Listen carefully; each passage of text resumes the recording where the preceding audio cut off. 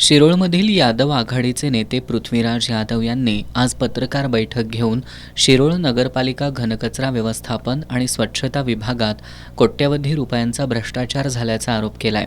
घनकचरा व्यवस्थापनासाठी टेंडरनुसार दर दिवशी 78 कामगार हजर असायला हवेत, परंतु प्रत्यक्षात 38 कामगार उपस्थित ठेवले आणि 40 कामगारांचे प्रतिदिवस 650 प्रमाणे 26,000 रुपये खिशात घातलेत। म्हणजेच प्रत्येक महिन्याला 7.5 लाख रुपये यानुसार 5 वर्षात कोट्यवधी रुपयांचा घोटाळा करण्यात आल्याचा आरोप पृथ्वीराज यादव यांनी केलाय। 26 जून रोजी आपण या ठिकाणी नगर परिषदेमध्ये घनकचरा आणि स्वच्छता याविषयी आपण या ठिकाणी विषय घेतला।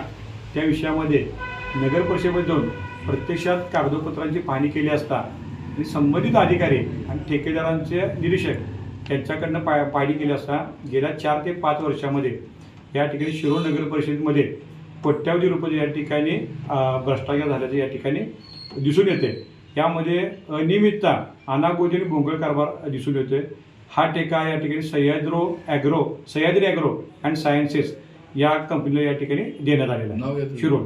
याशिवाय कामगारांचा भविष्य निर्वाह निधी, राज्य विमा संरक्षण योजना अशा कोणत्याही योजनांच्या रक्कमा जमा न करता त्या परस्पर काढून घेतल्याचा आरोपही त्यांनी केलाय। घनकचरा प्रक्रियेमध्ये 5 वर्षात झालेल्या कोट्यवधी रुपयांच्या भ्रष्टाचार प्रकरणाची चौकशी करून दोषींवर कारवाई करण्याची मागणी त्यांनी शिरोळचे प्रभारी मुख्याधिकारी अजय नरळे यांच्याकडे केली आहे। यावेळी माजी नगरसेवक पंडित काळे, धनाजी नरंदेकर, चंद्रकांत भाट आदी उपस्थित होते।